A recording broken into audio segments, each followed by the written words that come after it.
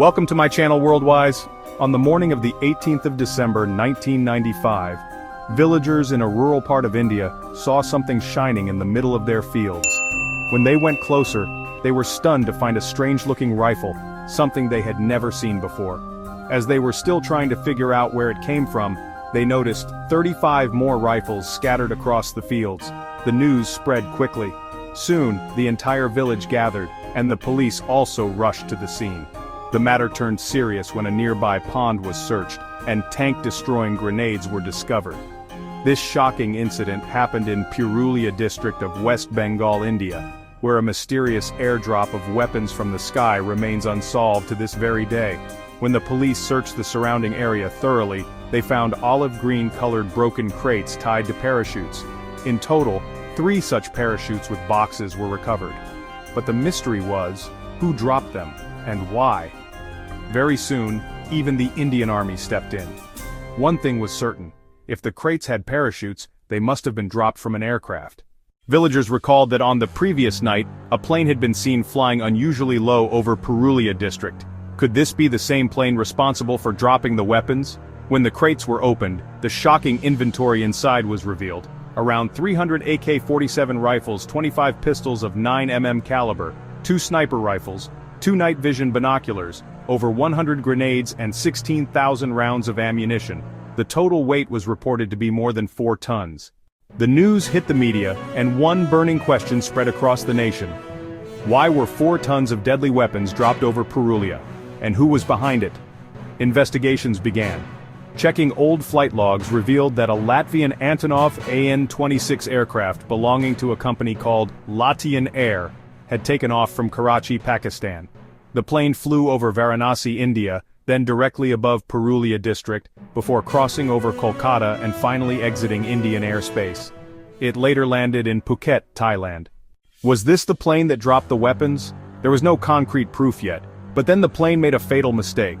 When requesting clearance to enter Indian airspace, the pilot declared the destination as Cambodia, but in reality, the plane landed in Thailand. This raised suspicions with Indian authorities. On the 2nd of December 1995, the same Latvian aircraft, while returning from Phuket, again sought permission to enter Indian airspace. This time, it gave its destination as Latvia, with a refueling stop in Karachi. But this time, the Indian Air Force was prepared.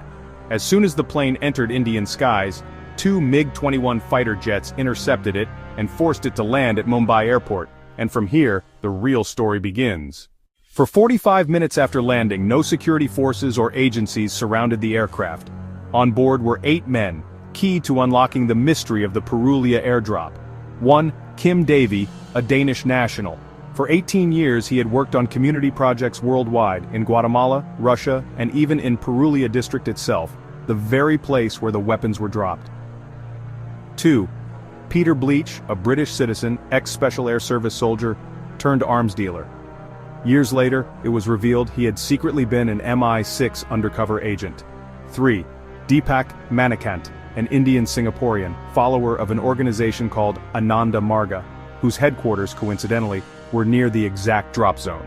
4. The remaining 5 men were Latvian crew members. Shockingly, during the 45-minute delay at Mumbai airport, Kim Davey managed to walk out of the airport with some documents in hand and disappeared. He was never seen in India again. Soon after, security forces finally moved in, arrested the remaining 7 men, and searched the plane. Inside, they found photos of the Ananda Marga headquarters in Purulia, and some half-burned documents linked to the weapons. The case became clear. The crates were dropped by this very crew. But the bigger mystery was why, and who planned it all? And during interrogation, Peter Bleach claimed that Davey had ordered him to arrange the weapons consignment from Bulgaria. Davey told him that the weapons were meant for the Bangladeshi military.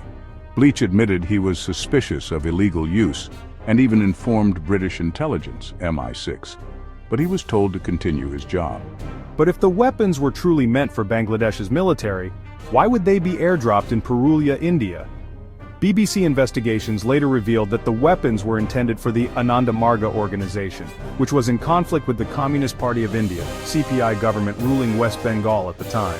Years later, in an interview, Kim Davey admitted he was indeed working with Ananda Marga followers, who, according to him, were facing oppression and mob violence at the hands of CPI supporters. He claimed the weapons were for their self-defense. But Davy dropped an even bigger bombshell. He alleged that India's ruling Congress party, the Prime Minister, and RAW, India's intelligence agency, had secretly supported him. According to him, Congress wanted chaos in West Bengal to dismiss the CPI government under a presidential order. Davy even alleged that his safe escape from Mumbai airport was arranged with the help of Congress leaders, RAW, and Bihar MP Papu Yadav.